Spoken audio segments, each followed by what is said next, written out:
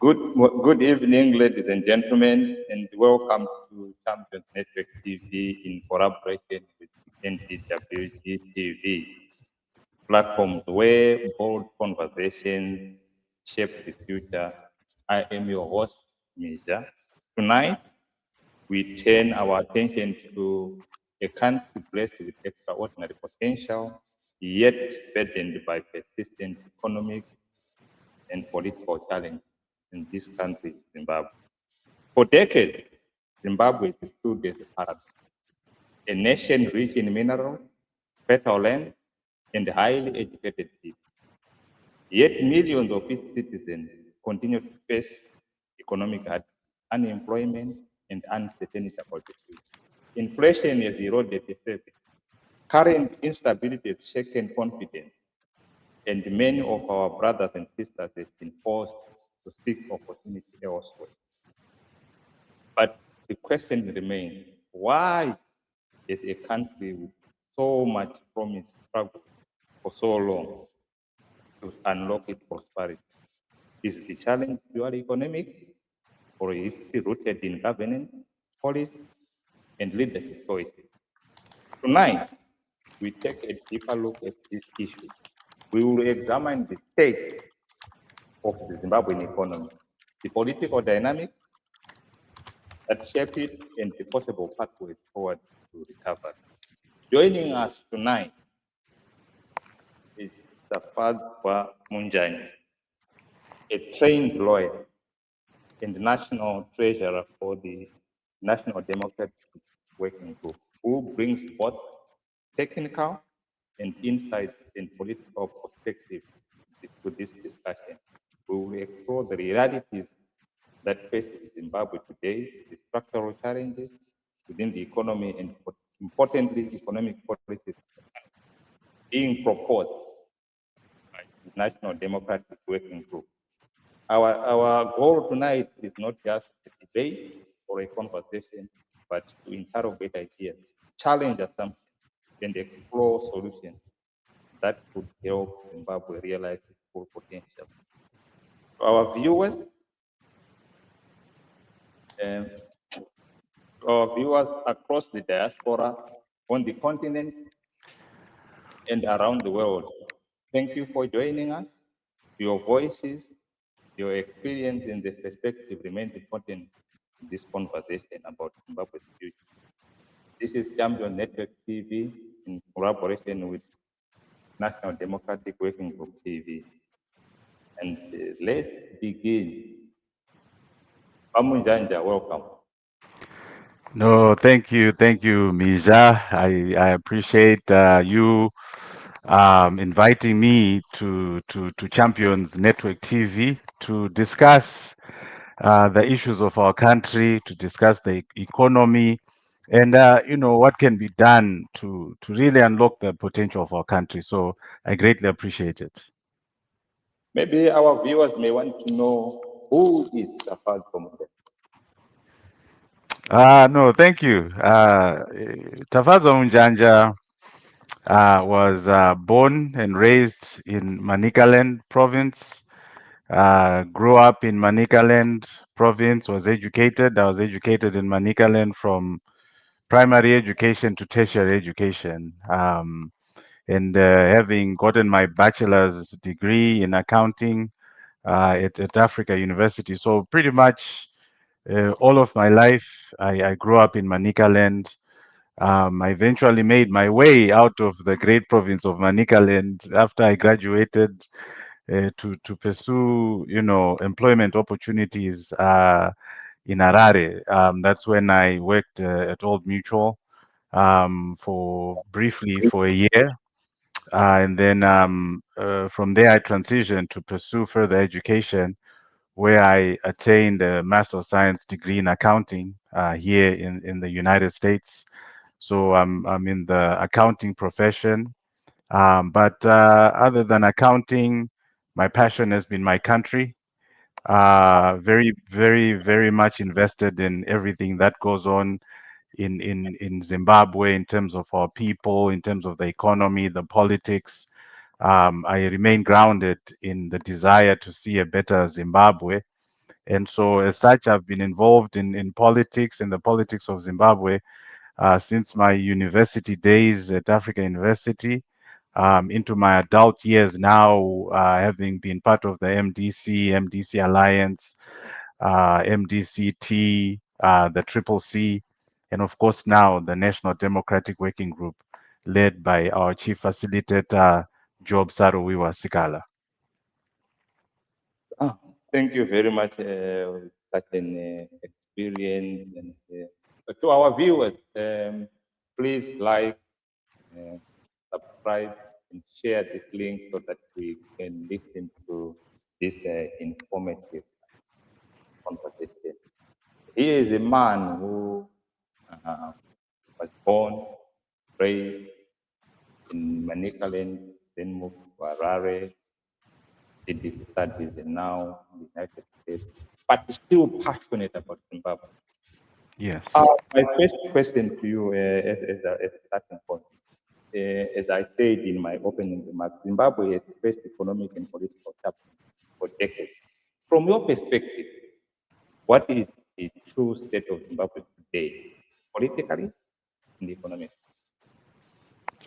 Yeah, I think Zimbabwe continues to suffer from poor economic performance in terms of the general function of the economy, in terms of the infrastructure development that the country should be having, in terms of the employment that the citizens of Zimbabwe so desire. We continue to face a lot of economic challenges, even in terms of our own currency.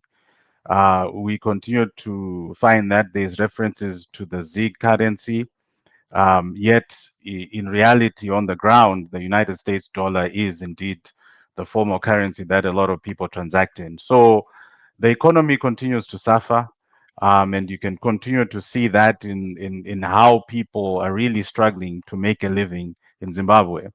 Just last week, we did see that article of a vendor who was cooking sadza in the streets of Harare, trying to sell to make a living. Unfortunately, again, we've since heard that he's been remanded or asked to report to a police station.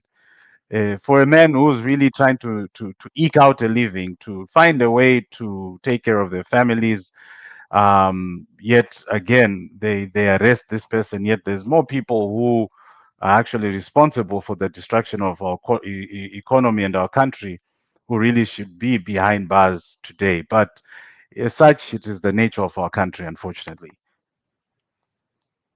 Thank you very much. I know the fact where you're a trained accountant. When you look at Zimbabwe's national finance, what concerns you most? It What concerns me most is the corruption within government, the lack of accountability within government, and really the involvement of political elites within ZANU PF in how the economy of Zimbabwe must should operate. So those are but corruption is the one of the biggest challenges that we have, and we do have a political issue in terms that is tied directly to economy, which is the issue of the rigging of elections, the imposition of presidents, um, and just disputed elections that continue to dog us all the way since, even the formation of the MDC. So the issue of legitimacy is directly tied to our economy, and the repression of our people is directly tied to the performance of our economy. If we truly have an open democratic country where people's will to elect their leaders is free and democratic, I think our economy, there would be a direct correlation to the performance of our economy. But when you have a political party in the name of ZANU PF that continues to impose its will on the people of Zimbabwe, and in addition continues to be corrupt, in how they're governing the country, then this is the result. We have a poor performing economy and citizens who continue to suffer and citizens who continue to leave the country in search of greener pastures elsewhere. Thank you for answering that. That you are very worried about corruption, but the government is saying we have got a very good economic policies. We are performing well, so they need extra time so that they can rule until 2030. What is your view to that? I don't understand what extra time they need. They've been ruling and governing the country since 1980.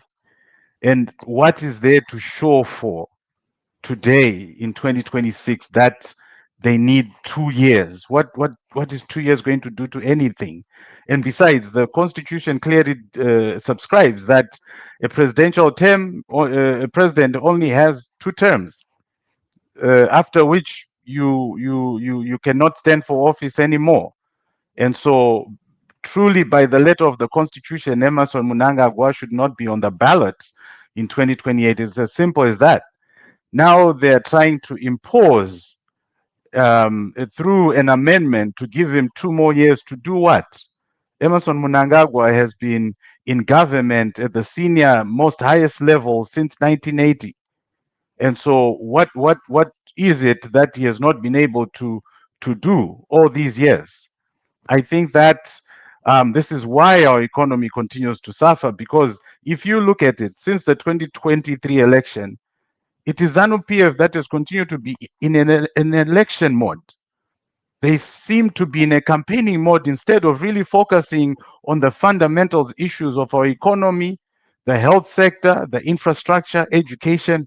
But you see them at rallies talking about extending the term of office to 2030. They began this discussion since 2024. They're not focused on governing the country, but just about supremeness and power. And so I don't think that they need any more time. If they want more time, they should put a new ZANU-PF candidate to contest in 2028. It is their absolute constitutional right to do so. The ZANU-PF has many people within their ranks. They can elect a new person to lead their party and contest in 2028. I don't know why they're not using that route, and why they're trying to go through an amendment to extend one man's term by 2 years. So I don't think he's going to achieve anything. He's been in government since 1980, and we are where we are. 4 million Zimbabwean citizens have left the country because they cannot find any opportunities in Zimbabwe. So I don't think extending his term will add any value to the lives and to the lives of the masses of our country. Let's come to the Zimbabwe economy. Zimbabwe is a vast mineral. Why is that not translated into prosperity for ordinary citizens? Yeah, I think that the issue of our minerals is a very, very unfortunate issue of our country, because our country is blessed with vast minerals. We can talk about gold. Zimbabwe almost has one of the largest deposits of gold, and has been producing gold even since independence. We talk about platinum. Zimbabwe continues to, I mean, think about it. Zimbabwe is the second largest has the second largest platinum reserves in the world after South Africa. And let's just repeat that: the second largest platinum reserves in the world after South Africa. Diamonds. We had Chiadzwa diamonds. Again, Zimbabwe has one of the largest. In fact, they say we had one of the largest diamond discoveries in the world at Chiadzwa. Alluvial diamonds that are low cost to extract. Lithium. Let's talk about lithium. Again, one of the largest lithium deposits in Africa.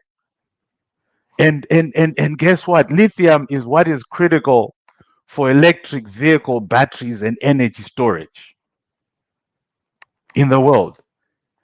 People, different countries are in search of this lithium. Lithium is, I don't know if you can use lithium is like gold right now, or lithium, but it's in demand and we have it in our country, right? We have coal. Okay, coal, there's the issue of pollution, but again, we have it. And there's way to extract and to generate energy using clean coal anyway. There are ways to do it. And so you look at our, this is now going into our domestic issues in terms of the generation of electricity, right? Okay, one would think, you're done. No, we have chrome. Zimbabwe has chrome. One of the largest reserves of chrome is in Zimbabwe. Chrome is used to make what? Stainless steel. Stainless steel, which is in demand in the world as we speak today. And our chrome is right concentrated right there on the Great Dyke. So, Misha, in a population of 15 million people, plus or minus, okay, let's say 16 million, a population of 16 million people with all these natural resources, and they're not just trinkets, they're not trinkets of resources. How many times was I referring to the largest, the largest, the largest? And then you translate and look at the state of the economy, the way Zimbabweans are living right now in Zimbabwe, the suffering. You look at our infrastructure, the state of our roads, the state of our hospitals, the state of our education. Does it make sense that people are suffering? There is a governance issue around the extraction or the production and the accountability of the mining of our minerals in Zimbabwe. So we have serious issues, and it is unacceptable. But that is the governance issue that I've highlighted to say ZANU PF has failed to unlock all these mineral resources that we've been blessed with. They failed to unlock these resources to the benefits and for the wealth of our masses of our people. They failed. And this is just minerals that we've talked about. Zimbabweans could be wealthy, a wealthy nation just with minerals. But yet there are other things about our economy that we can talk about today. The fertile soils. We've not even talked about that. We're just really talking about minerals. So I'll stop there and let you come in for a little bit. Right. To our viewers, if you have got any comment, question, put them in the chat box, and the Tafatwa will answer for you, or I will respond to them for you. Millions of Zimbabweans have left the country, including you and me. You are in the United States, I am in the UK. What Correct. does it say about the state of our economy? Sorry, I missed the last part. I said millions of Zimbabweans have left the country, including yourself. You are in the Correct. United in the United States, and myself in the United Kingdom. What does this say about the state of our economy in Zimbabwe? Yeah, the mass migration of Zimbabwean professionals out of Zimbabwe is another indicator that the economy continues to be depressed. People started migrating and leaving Zimbabwe, especially in masses around the early 2000s. And that has continued to grow through the years. It has not slowed down. If you think about the number of Zimbabweans, even recently, in the last 5 years, who left to come to the UK to do COS jobs, thousands of Zimbabweans left. How many Zimbabweans are crossing the Limpopo River every year to go and try to find employment in South Africa? This is a direct indication that the economy of Zimbabwe is not able to sustain the people of its country. It means that the unemployment, if you look at the unemployment rate in Zimbabwe, it's about 95%, which means that any young person who's graduating from a university, a college, a vocational training education center, 95% of them are most likely not going to find employment. And because of those pressures, you're a young adult, you've just finished, you have the hope, the pursuit of happiness, you're excited, you've graduated, you're thinking, I've worked so hard all my life to graduate from the University of Zimbabwe or from NAST University or from MSU or from Africa University. And you're thinking, now I can now go into the economy to find a job. Then you go in there, there's no employment whatsoever. And because of that, a lot of young people have left because there's no opportunity. It just gives young people so much pressure because you're now a young adult. How can you continue to live under your parents' roof? Continue to ask for money from your parents or from relatives, and you're not able to sustain yourself. And that's the situation that we find in our country. So it's a direct link to the poor economy, the unemployment, the inability of young people or even adults to be able to take care of their families.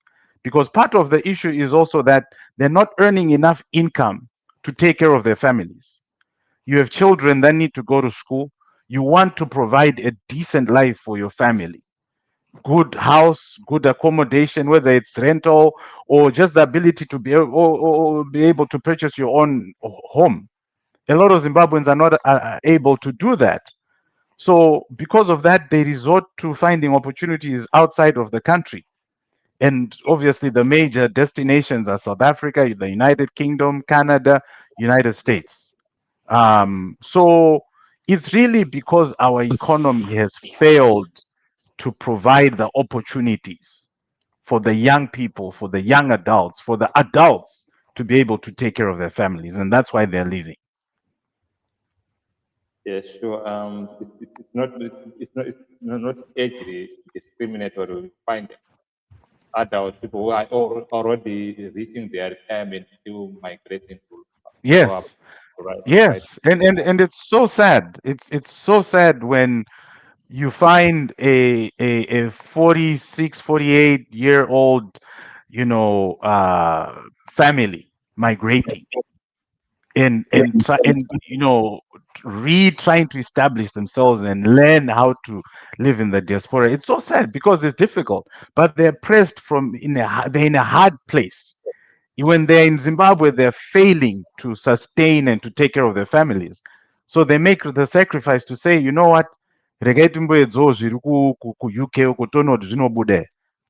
Literally, you're stuck. To be honest with you, some people they will realize when they migrated that actually they are in a worse situation than they were back home. Because some people are selling their properties and everything just to get free passage to go to this Western world. When you find today work is hard, no support system, quite hard. But that's the reality for Hmm. what. That's an unfortunate reality. Yes, it's so sad. When you see people going through the suffering of immigration issues in the diaspora, it is sad. It is so sad. And so that's when some of us, we begin to just try to fight so hard to be able to hopefully bring some sort of political transformation that will allow Zimbabweans to pursue their happiness in our own country and not have to find the need to migrate. In a country where the choice to migrate is yours, but if you migrate or you go for education, you are flexible enough to say, you know what, I belong to a country with a functioning economy. Once I graduate, I'm going back to Zimbabwe. That's what we want. Right. Let's come to agriculture and production. Yes. Zimbabwe used to be known as the breadbasket of Africa. What went wrong? Well, obviously, the land reform program is really what changed a lot of the issues. Now, the land reform issue is a very sensitive issue in terms of, how it was executed at the time in 2000 when the war veterans started invading the farms and so forth. And quite frankly, thinking about it, that since 1980, that is what the liberation struggle was about. The ownership of land of the black person, that really, and the empowerment of the black person. And to think that up to 2000 this had not been accomplished, absolutely, you can understand that something had to be done. The manner in which it was done is what was problematic and what led to the disruption in agriculture, in terms of the commercial production, or in terms of just meeting the needs of food in Zimbabwe. We think that, even from a National Democratic Working Group perspective, that the land reform program could have been done in a much better way. Like I said, the frustration was really that this issue had dragged for too long and something needed to be done. But the manner in which it was done is what was disruptive. Now, if you look at it now, presently, you can ask to say what can be done now to improve agriculture. As you know, obviously, land was reallocated to the black masses of our people, or rather to Zimbabweans in general. And so some of it is unproductive, just because people do not have the means to purchase the infrastructure to be able to work on those farms. So I think that there needs to be an opening up of land, of farmland, to investors who can actually come and be productive on the land. What does that mean? I think that the land should be commercialized. I think that those who did get land, albeit part of it is controversial. I think first a land audit has to be done. A proper land audit has to be done.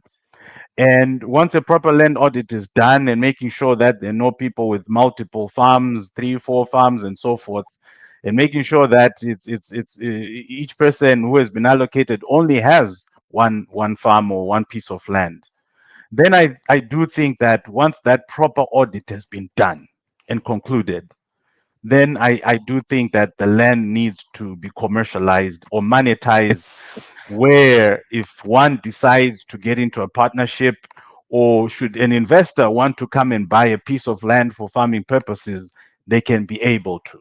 And what I'm coming to here is really the title deed issue. I think that it is sound that people should have title, but I don't quite agree with how things are and how this issue is being implemented from the ZANU PF perspective. I don't think a proper audit has been done in terms of making sure that there's no multiple ownership of farms. I don't think that the issue of allocation of title deeds is being done properly and correctly, without any corruption around the issue of title deeds. I also do not agree that people should have to pay to get those title deeds, because there's a fee from the Gazette that was issued 2025 around the issue of title, that each person was going to have to pay a certain amount of money to acquire the farms, and failure of which these farms would be reacquired by the government. I do not think that people should have to pay.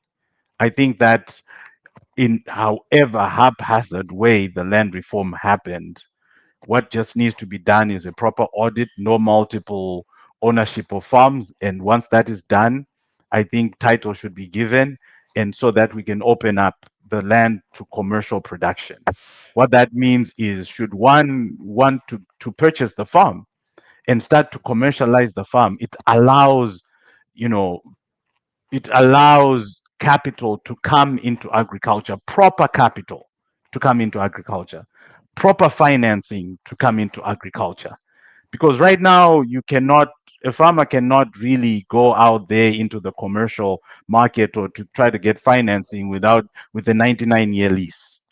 A lot of the financial institutions, especially the global financial institutions, would not be willing, especially when there's no guarantee that whoever is farming there is going to be there, in terms of the ownership of that land. So I think that there's a lot of potential in our land. We have fertile land.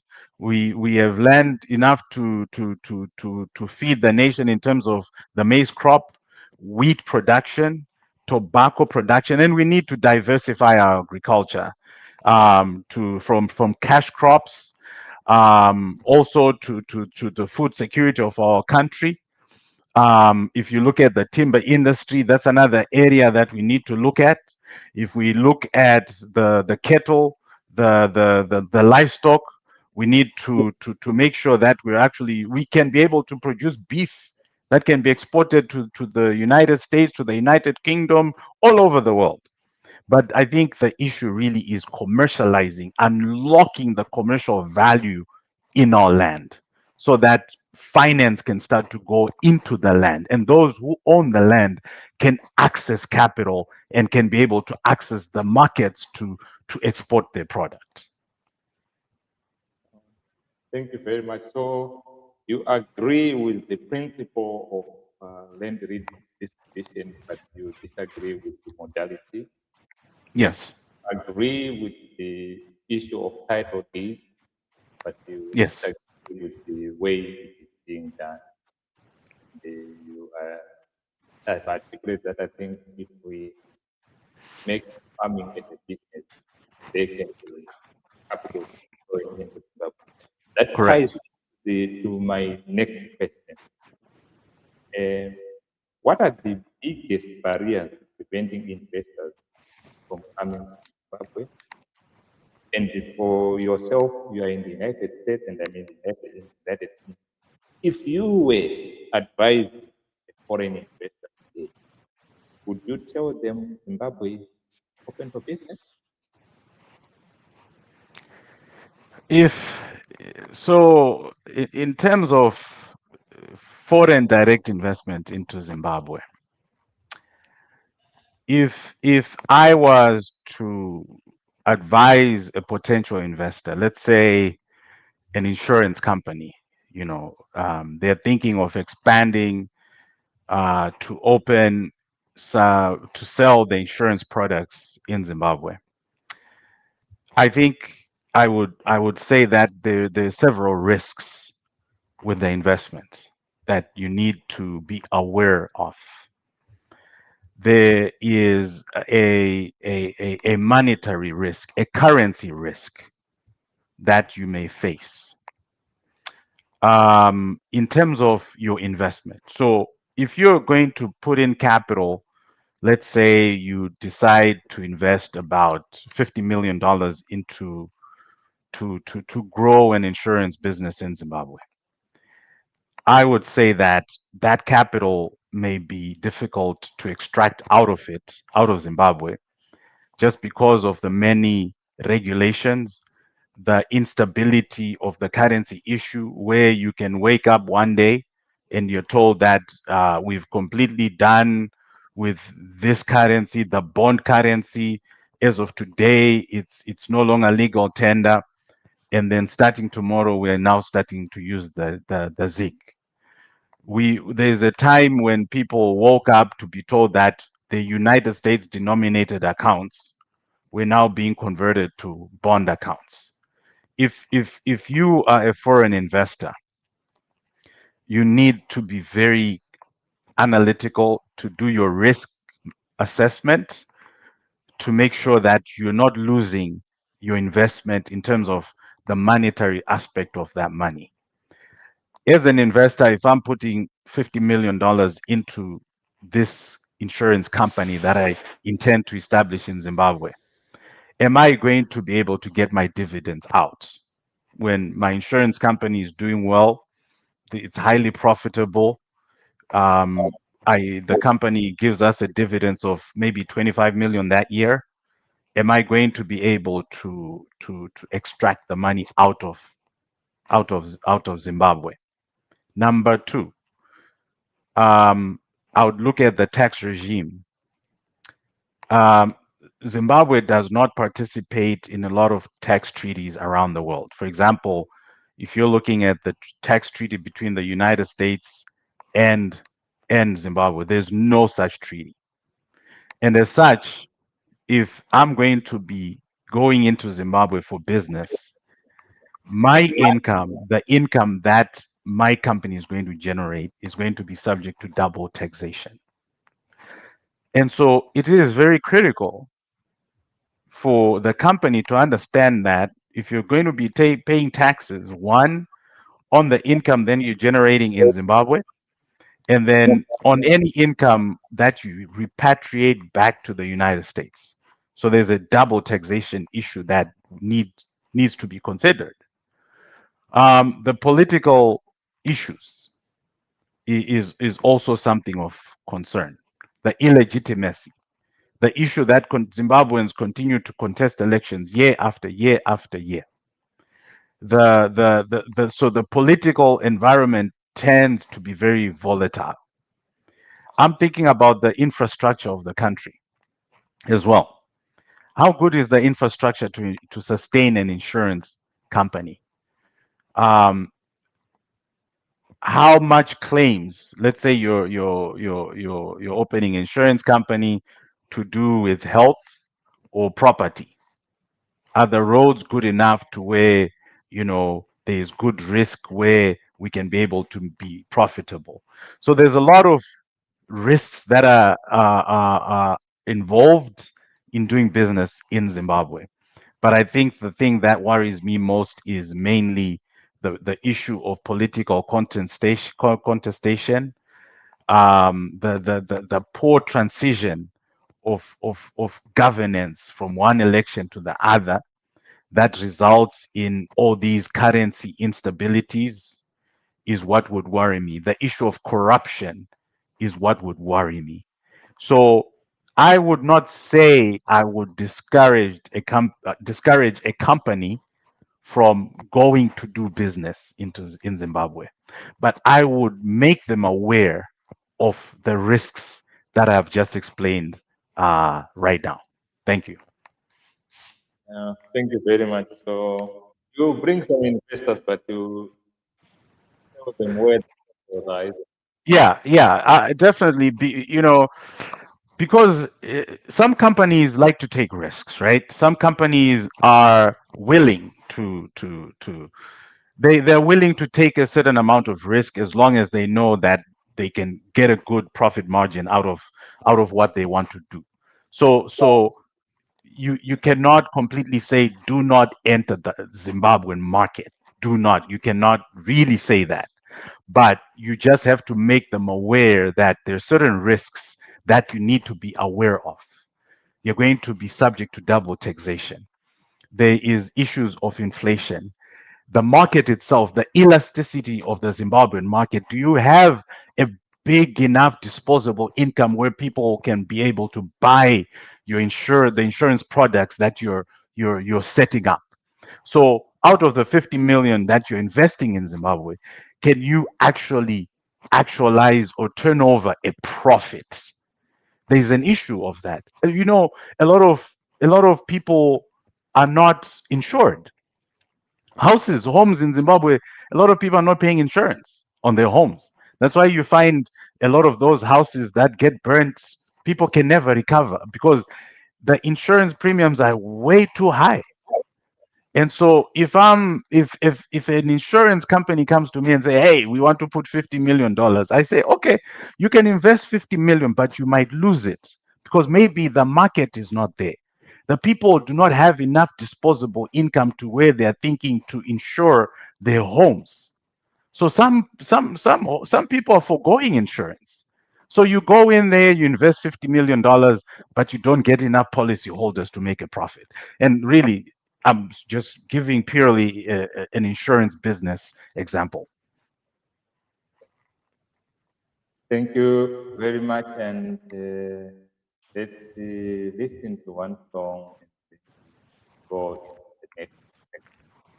Thank you.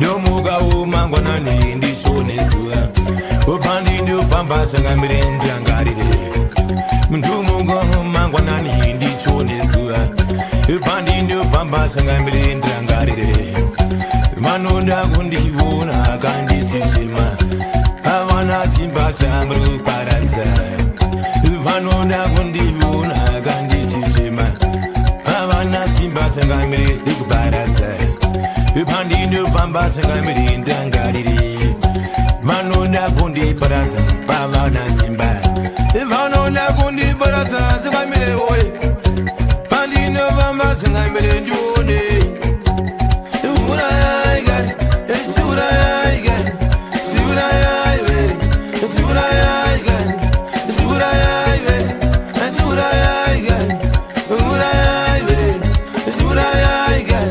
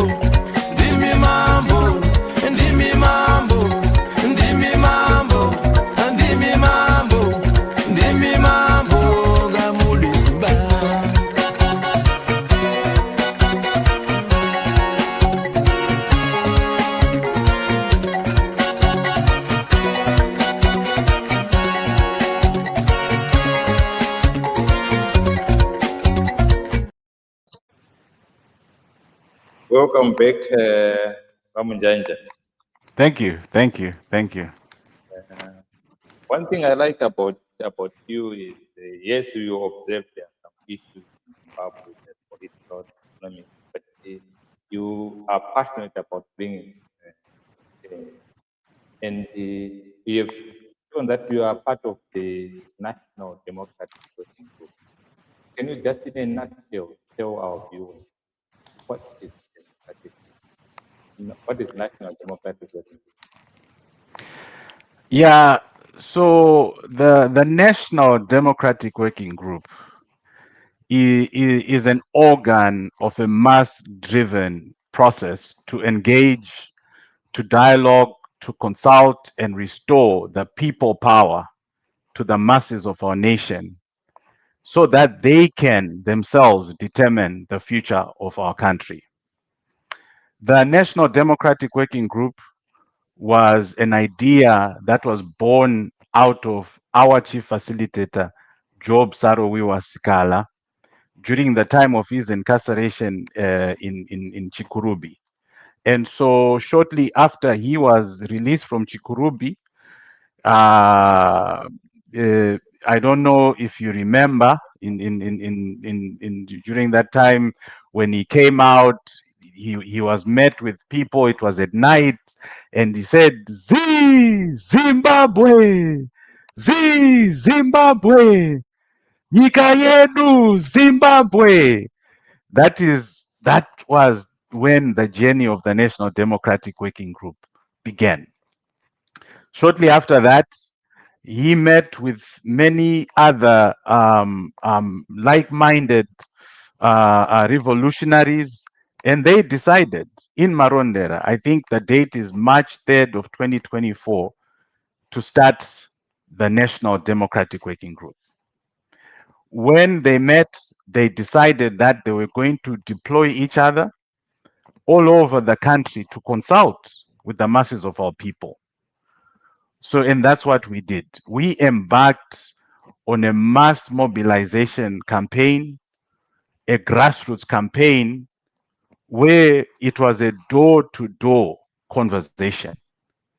Tayenda kumamisha, we continue to go there kumamisha in the cities, in Harare, Chitukwiza, Mashingo, Manicaland, Mash West, Mash Central, mobilizing and talking to people. That's how we started. We were just really talking to people, Kuti, what do we do with this situation of our country? If you remember, shortly after 2023 elections, we had the resignation of Nelson Chamisa. We had the Chabangu debacle, and the opposition was just in complete disarray. There was nothing left. And we said Zimbabwe cannot exist without an opposition. We refused that. And we said, let's have this movement. Let's establish a movement. And we were very deliberate about it. We said we don't want a political party until we get the mandate from the people. So takaenda kumamisha, kuma cities, we talked to people. I met people there in Manicaland, met people from Chimanimani, from Chipinge, all over Manicaland. And we talked and we met and we tried to understand, Kuti, what do we do? And so our mission, we said we are going to have a bottom-up approach in terms of our political ideology. And what does that mean? That means that the governance comes from the people. The people are the ones who are going to empower the movement from the bottom, and we rise together to the top. And so that's what we have done. Right now, as we speak, we now have 12 provinces, and we have structures in all of our provinces. We just recently were doing an audit of our structures, and we just almost completed it. And we now know what's going on. We have structures that are performing very well, which I will not quite divulge here, but we have structures that are doing very well. We have districts. We have district chairpersons, organizing secretaries. We have treasurers in all these 12 provinces. Are they performing the same? No, I would not lie here to the public to say could see they're all functioning well, but they're there. If any Zimbabwean wants to find a home, a structure somewhere, you let us know. We'll send you to the right persons, contact persons or chairpersons. If you are in Chitungwiza, if you are in Harare, if you are in Midlands South, Midlands North, if you are in Matebeleland North, Matebeleland South, we have chairpersons there. In Blawayo, in Mashingo, we have structures, Misha, and it is the proudest thing that I've enjoyed to do. It is the humblest work I've ever done, because we came to the masses of our people with nothing, because everyone was so dejected. Kuti Chabangu akauya akadestroya. Then Nelson Chamisa resigned. So people were hopeless. So we started with nothing from the bottom, but we started one at a time, one at a time, one at a time. And now we have structures in Zimbabwe. We have the diaspora structures in the UK where you are, in the United States, in Canada, in Botswana, in South Africa. So the National Democratic Working Group, as we speak today, is the largest political movement in our country. That I can confirm to you today. And we are asking fellow Zimbabweans to join us, to work with us. We are building a movement for the people. We are building a movement built by the people.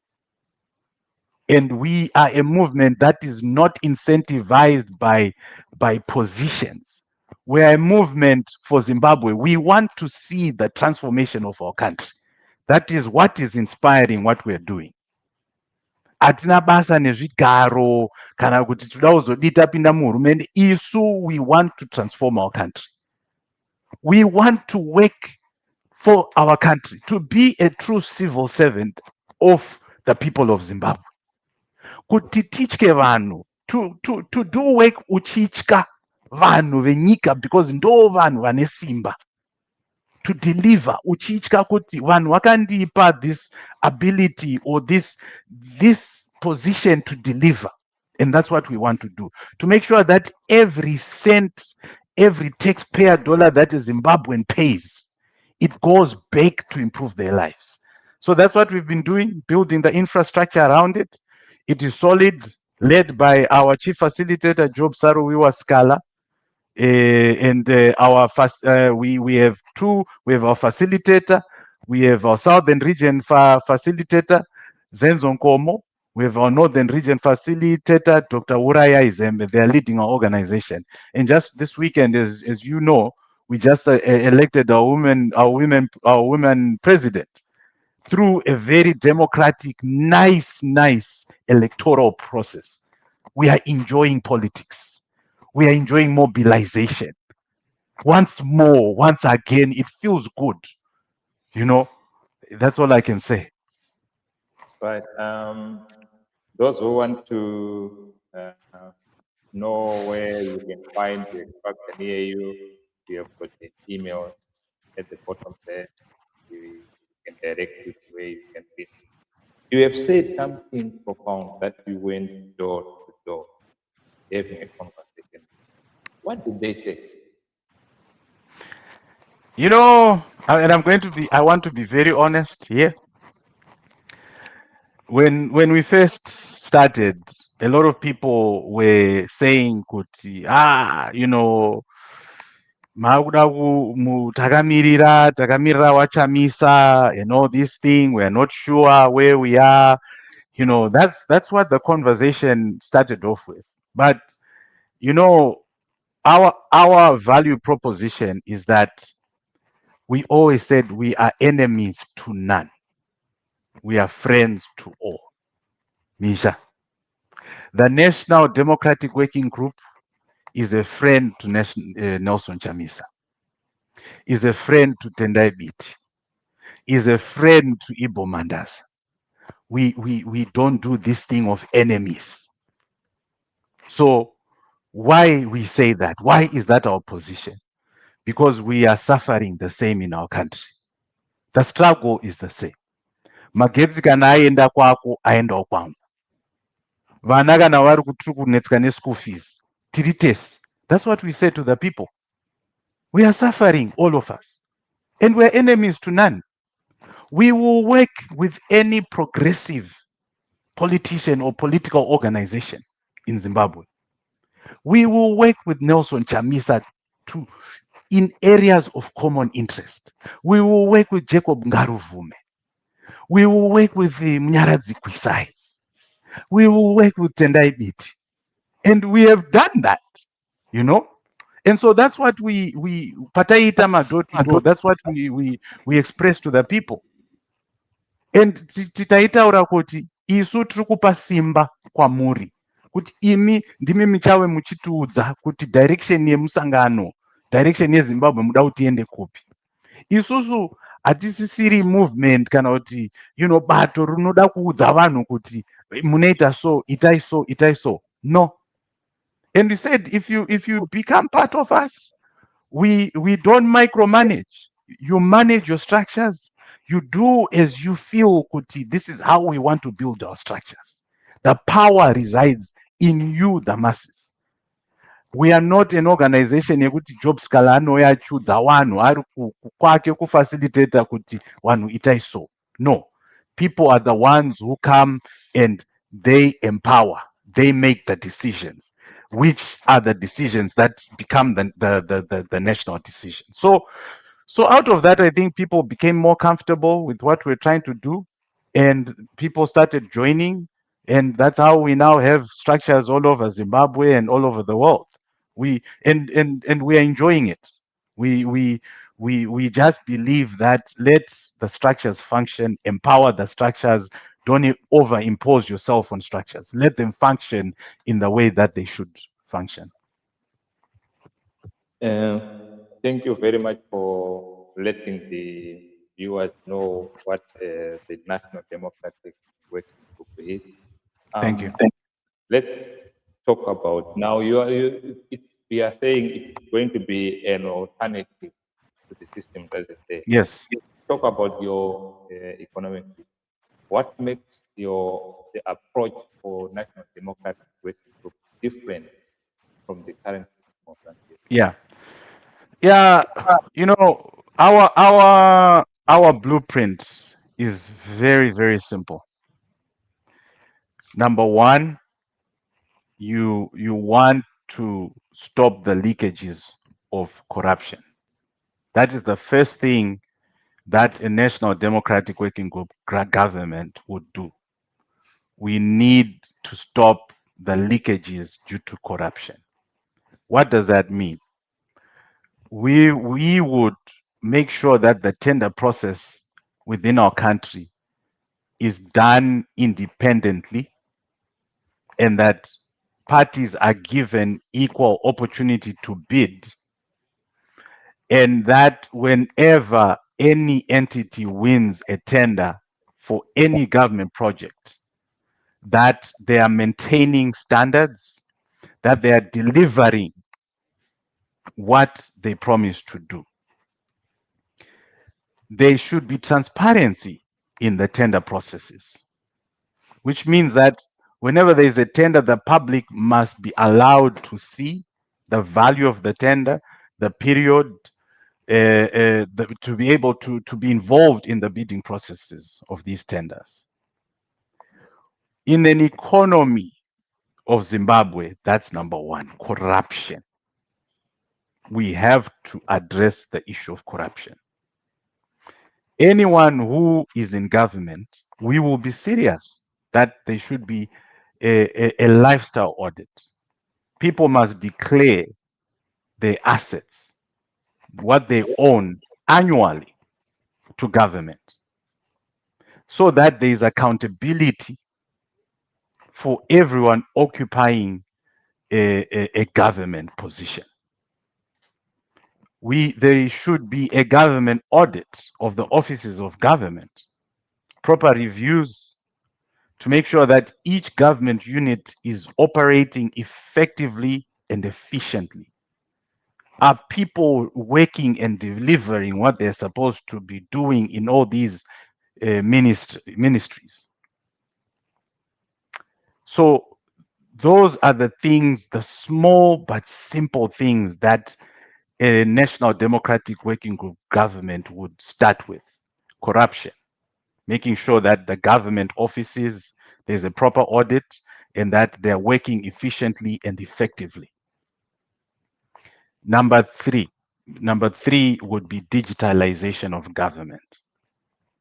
There are a lot of inefficiencies within our government. Sometimes you go to a government office, you see them using paper and pen to take up to for someone to register, even for an ID or a passport. We need to digitalize our government. All the government units must be interlinked. Zimbabweans should be able to apply for certain things, to access certain things digitally through an e-government platform. I think that's something that would be very important. We need all government offices to have computers from students all the way to the highest office of our land. They must be using digital equipment.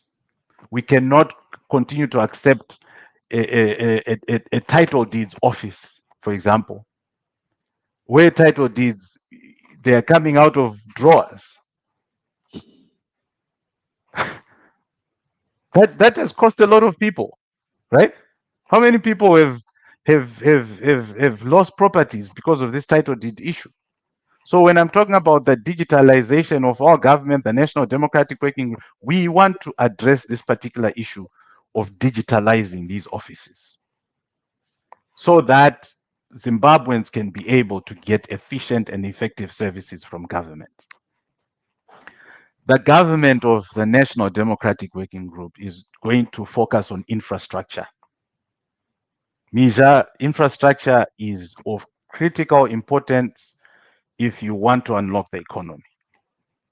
We need to make sure that our roads meet international standards so that the transportation of goods and services can be done efficiently and effectively. There is no reason why we continue to have a Harare Bridge Road or a Victoria Falls Road that is ridden in potholes, and that is not a dual carriageway. In our government, it will be a priority to really try to rehabilitate our roads, to expand our highway network, and where possible, to make sure that they are dual highways, which also improves the safety of our citizens. There is no reason why we cannot do that. We just talked about the minerals that our country has.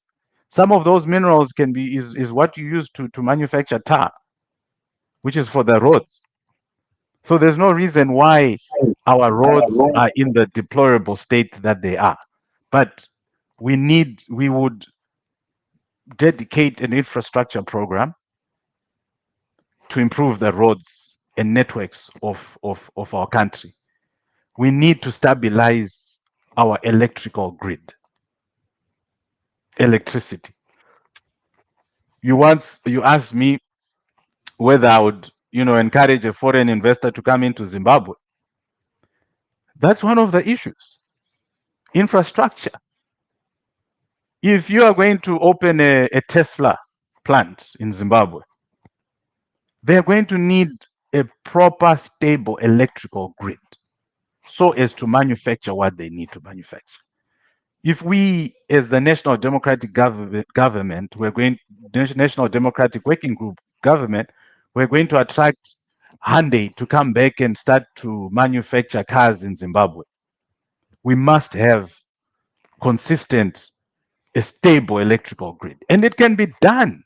It's not difficult. It can be done. But we will need to take a pragmatic approach to fix the things that need to be fixed first and then to expand the electric grid.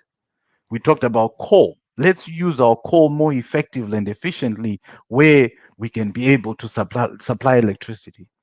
And one thing that comes to mind, even within a policy framework from a National Democratic Working Group perspective, is why we could actually explore the possibilities of privatizing electricity production and services.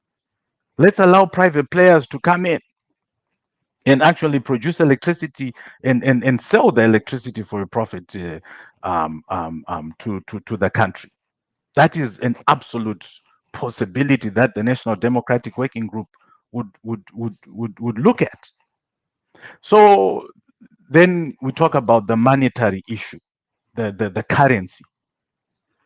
In my opinion, I would revert back to the United States dollar to stabilize the economy first. That's what we would do.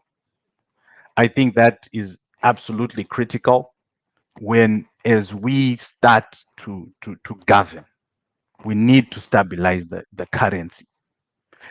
Should a country have its own currency that works? Yes, I agree with that. But this is not the time. We are not there yet.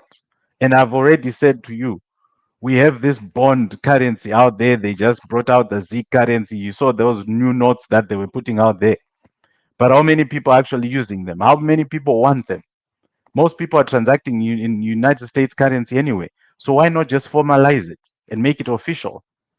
When we get to a point where we feel that the economy is stable, we can always revert to the Zimbabwe dollar, but it will be a proper, stable currency.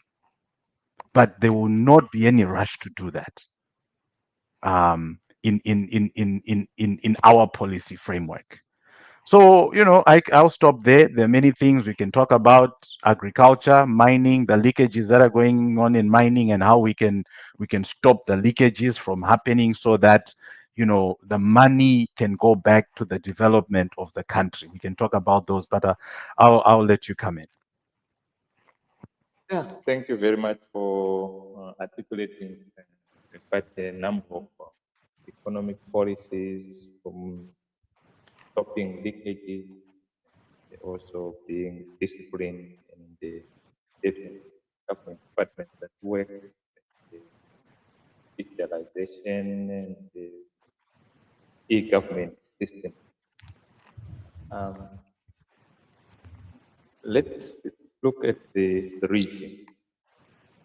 Okay. In the Zimbabwe government that you were part of, what role would Zimbabwe play in regional trade with SADC and the African Union? Remember, there's the Inter-Africa Continental Trade Area that is now coming into effect. So can you come and comment on that? Yeah, I want to underscore one thing about the economy before I move on to the regional issues. Healthcare will be a priority for the National Democratic Working Group. We cannot afford to keep losing Zimbabwean lives unnecessarily. There are a lot of people who are dying from preventable health situations in our country. And it's an untold story because once a family is going through a health situation with their family member, inenge iri problem yemhuri iyoyo. And some of these issues do not make it to the national discussion. But a lot of families vari kushaikirwa, they're losing loved ones every single day, either because of the lack of medical equipment, even things as basic as blood, medicines, and just the lack of proper care in a national democratic working group government. Health care will be top of our priorities. We cannot allow Zimbabwean citizens to continue to die unnecessarily. That is totally unacceptable. And so part of our approach is goes down to the infrastructure. Let's make sure that our clinics, our hospitals, we start to rehabilitate those. We start to even make sure that things like blood are easily accessible and easily affordable to every single Zimbabwean. No Zimbabwean must go to a hospital needing a blood transfusion and be told that they cannot be given because havana mari. This is not acceptable, and it will be a priority in the National Democratic Working Group government to make sure that every Zimbabwean is receiving the healthcare that they so deserve. Now, moving on to regional. The first priority in terms of regional is always to re-engage, to engage first of all with the SADC, with our SADC friends. When you look at the economy of Zimbabwe or the geolocation of Zimbabwe, we have Mozambique on the east there, so we have access to the port through Mozambique. We have South Africa, which there's a lot of travel that's already going on. We have the DRC, we have Zambia, we have Botswana. All these countries that are surrounding our country, we want to make sure that there is ease of movement, which means visa requirements. We must remove all these restrictions around visa requirements. Let people from Zambia travel across into Zimbabwe as they so desire. All they need to do is present their passport, stamp, they move. So we want to make sure that there's a free movement of people and of commerce. We want to improve our ports of entry. And I think there's been work that has been done even by ZANU PF itself, improving the border over there in Plumtree and some of our borders. we want to even expand more into that to make sure it's part of that digitalization process. People should not have to spend hours and hours on our borders. We also want to find how we can work through the value addition of our minerals within the SADC region. We should be able to add value to our minerals within the region, even from a regional perspective, where we can say that maybe South Africa has more capacity, maybe Botswana has more capacity, maybe Zambia has more capacity, but as a national democratic working group, we are going to find that symbiotic relationship that allows us to unlock the value of our countries, so that our minerals, when they depart our country, they leave with value.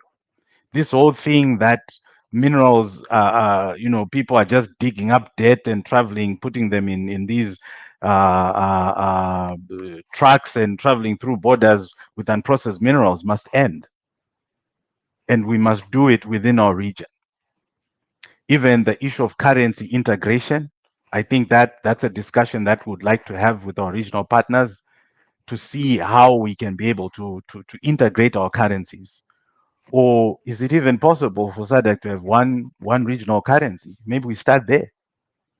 I think that's a conversation that the National Democratic Working Group would have to say, hey, SADC, what can we do in terms of our currency?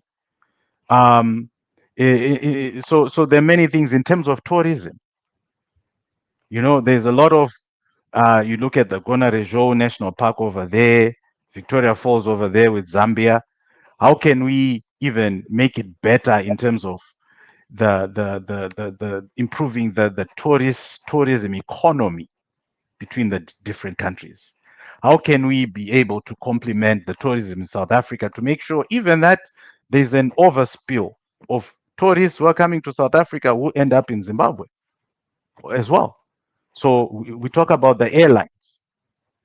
National Democratic Working Group wants to make sure that there is good connectivity between our airlines. We also want tourists who are coming from South Africa to also jump into Zimbabwe and also come to visit our beautiful country. Same thing with Zambia. Same thing with Mozambique. So from a regional perspective, there's going to be those sort of discussions around the economy, around infrastructure, around currency. Even when you talk about the struggles of Zimbabweans in South Africa, National Democratic Working Group will prioritize to make sure that Zimbabweans are treated with dignity in South Africa. This inhumane treatment of the masses of our people in South Africa, National Democratic Working Group will not accept it. Zimbabweans must be treated with respect and with dignity. And to make sure that if so, there is any issues that we need to be involved in terms of protecting our people across borders, we are communicating within government to government, but to make sure that they are treated well. They have a right to receive healthcare in South Africa if they're in South Africa. They should not be turned away when they're there. But these are the things that would also prioritize the issue of migration, the issue of immigration. And as such, which is why the economy will be a big priority, so as to stop the emigration of Zimbabweans, the continuous emigration of Zimbabweans into South Africa. We want the economy to improve to the extent that Zimbabweans want to stay in Zimbabwe, to enjoy Zimbabwe, and those who in South Africa are starting to continue to start to want to move back home. Thank you. Thank you very much.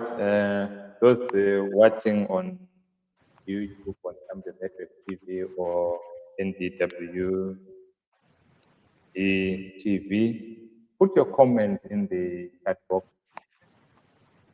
Mr. Mujanja will respond. And if you feel there is a WhatsApp number there, you can call. We will hear you, then respond to your question.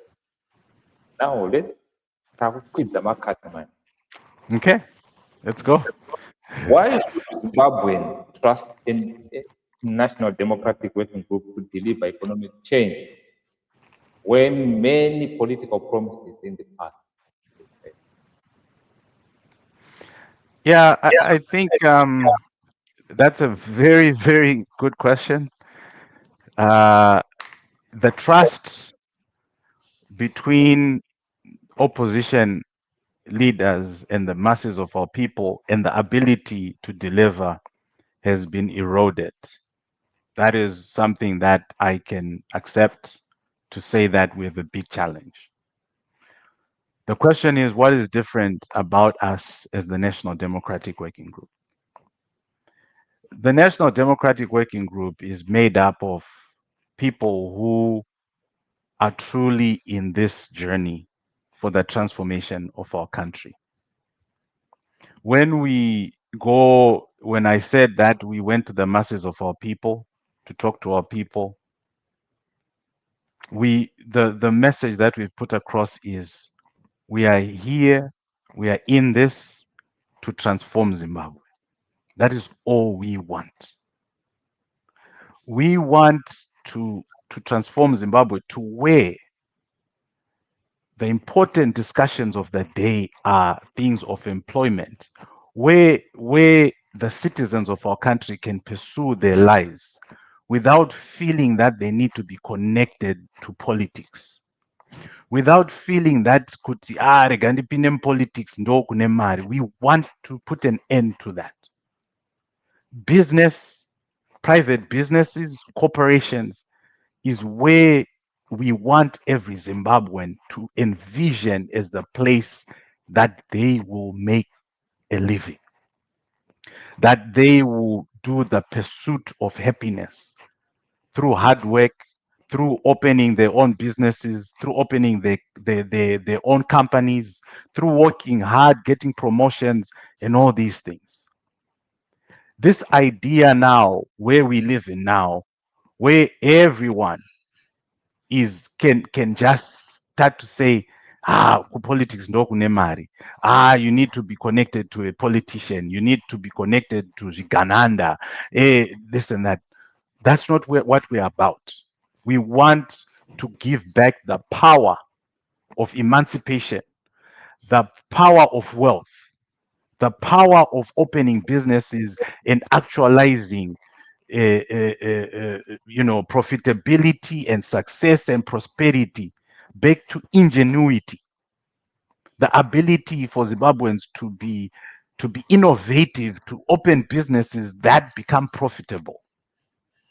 So what we are coming in to government to do is to stabilize the economy. And I am confident that we can be trusted by that because we are surrounded by leaders who are humble, who are dedicated to the people. And one example of that is our own leader, Job Sikala. He inspires us, he inspires me in how he leads.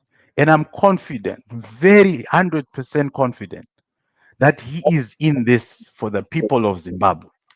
And the people can trust that he will deliver for the people of Zimbabwe and not for him. Job Sikala still lives in Sengeza there, Misha, with his family. He could have chosen a path that many politicians have chosen to take. But I remember having a conversation with him and he said, no, Wamjanja, inini ndinogara kuno kuzengeza muvanhu. Ndo mandakatangira and handibudi muno, ndinogara muvanhu. And that is what helps me to understand the struggle yevanhu, because paanotengawo madomasi, paanotenga chingwa, paanotenga mukaka, ndo pandinoendawo. That's where I go. And that ethos, that culture is what the National Democratic Working Group is about. We are surrounded by people who truly want to see a better Zimbabwe. We are not, our leadership is not about people who are looking for political positions or dreaming up, kuti if I become a political leader, I get into parliament, I get all these opportunities. No, no, no. We're not in that for that. I don't want any of those things.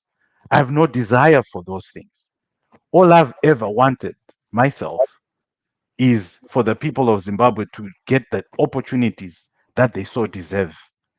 And what I would desire to do is do my very honest work to improve the lives of the people of Zimbabwe.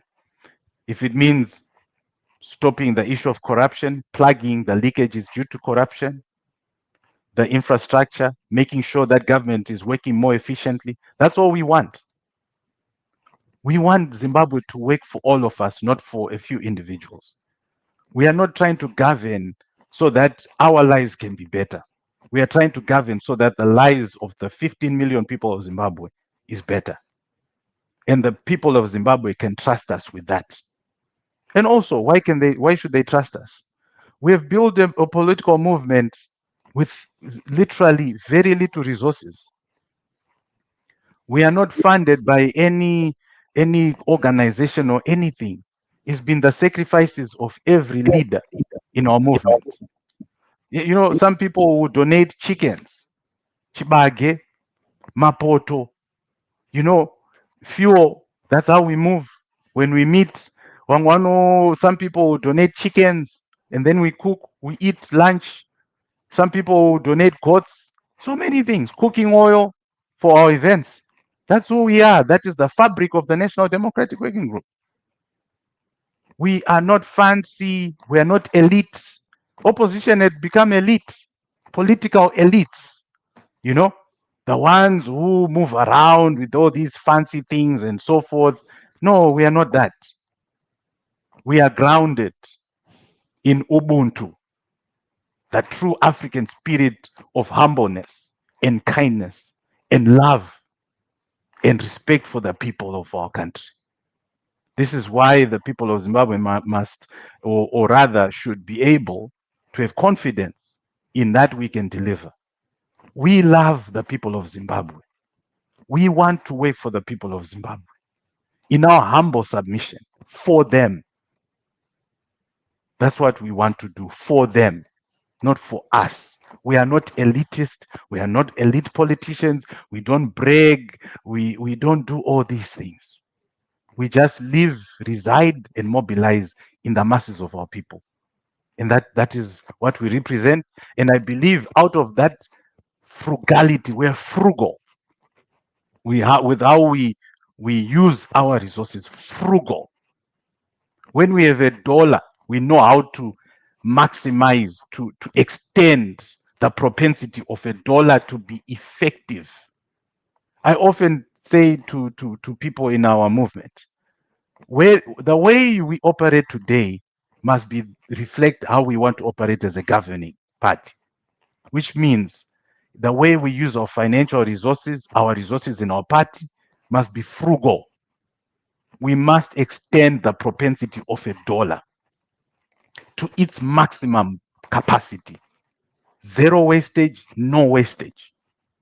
And we must respect that dollar. Unofana kurichka dora irorero. I cannot mess around with this money. It is not my money.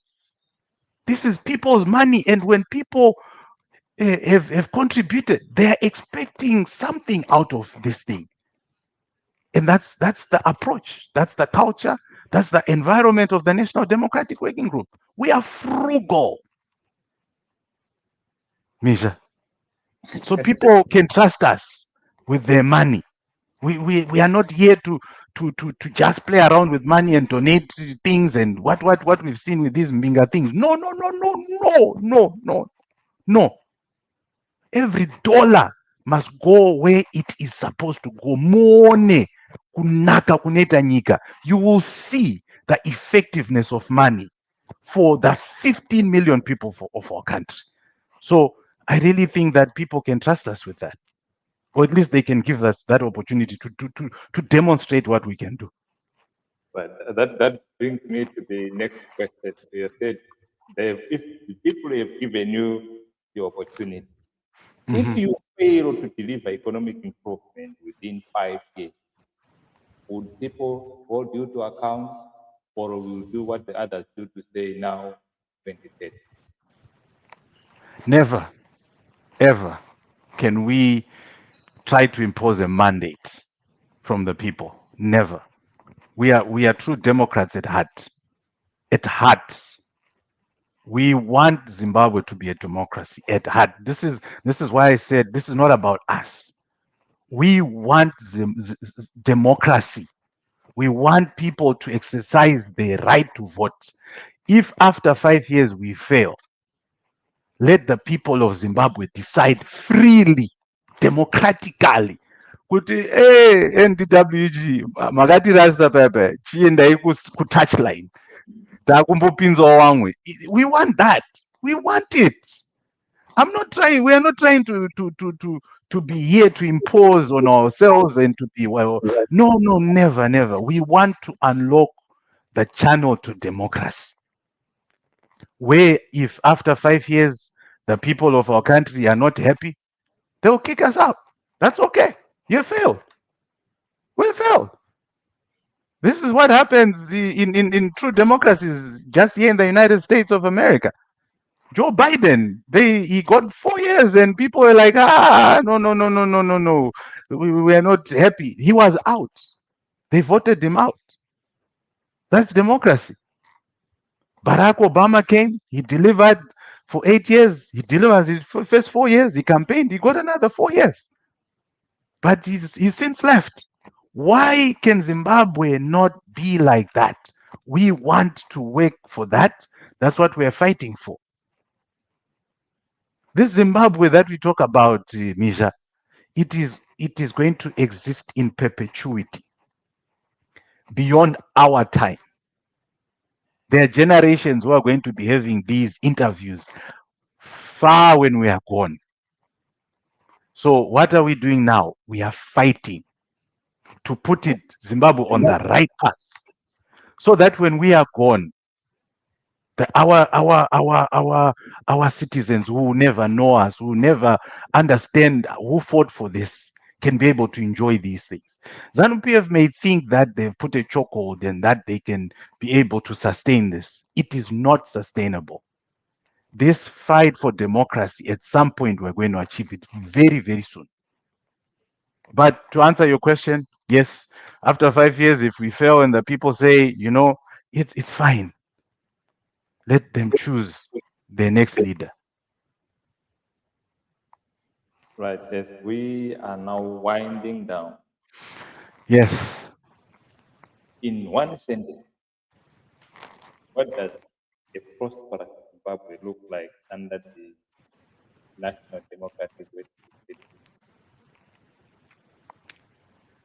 It will be a country of joy and happiness.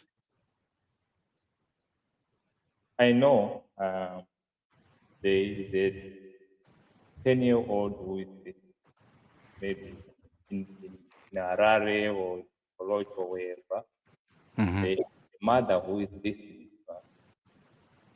There is someone in the diaspora who is listening to us. There is a leader in the standard bridge. There is someone in ZANU-PF government who is listening. Mhm. Anyone give one piece of advice to any one of these? I would just say we are all human. We are part of humanity. Let's love each other. Let's respect each other. Let's be kind to each other. And let's try to live amongst each other, even despite our many differences, in good harmony, in good respect, in good love of each other. That's all I can say. And to that mother, there's hope. There's hope on the future for your child. Things are going to get better.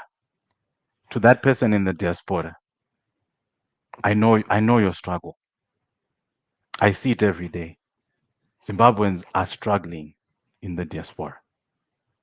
We, as the National Democratic Working Group, want for Zimbabweans to be part of a country that they feel like they can return to be part of, to be reunited with their families, their loved ones, to go back to a city in Zimbabwe where you want to live with your family, with your wife, with your children, and just enjoy being part of your family. All these years that you've missed, you left maybe 10, 15, 20 years ago. The National Democratic Working Group is fighting for you so that we can be able to establish a country, an economy, a political environment that you feel you can come to and succeed.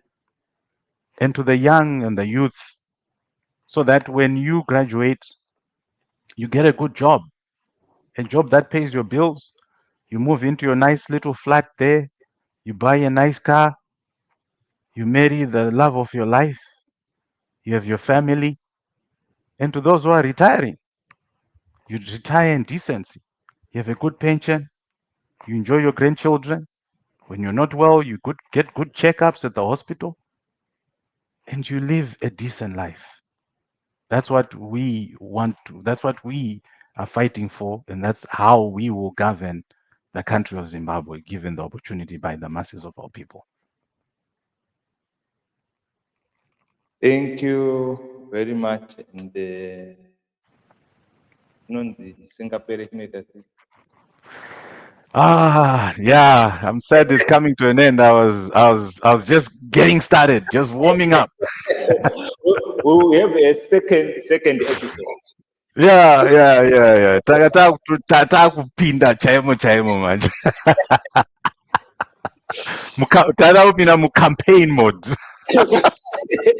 And as well, tukapinda mkampeni kabisa kwa second hour. That sounds good. That sounds good. I greatly appreciate this opportunity, Mija and Champions Network TV. Thank you so much. And also on behalf of the National Democratic Working Group, we thank you for inviting us. On behalf of our chief facilitator, Job Sikala, we thank you for inviting us, and for the many followers that you have here. We thank you for your audience. Thank you so much. As we come to a close tonight discussion, one message stood out clearly. The future of Zimbabwe must be built on one, accountability, transparency, and leadership that listens to people. The vision presented by the National Democratic Working Group is one that places citizens at the center of governance, where public leaders are answerable to people, where national resources are managed responsibly, and where economic policies are designed to uplift every Zimbabwean, not just a few. Ultimately, the success of any nation depends on the leadership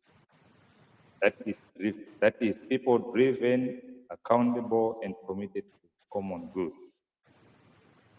Thank you, Tafato Munjanja, for joining us tonight.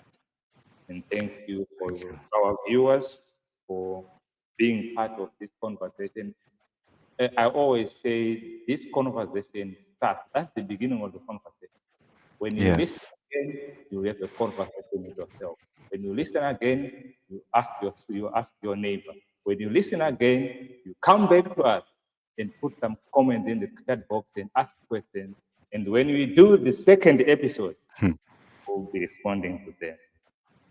And this Champions Network TV, in collaboration with National Democratic Working Group TV, where dialogue shapes the future. Good night and stay engaged. Thank you. Thank you. Thank you.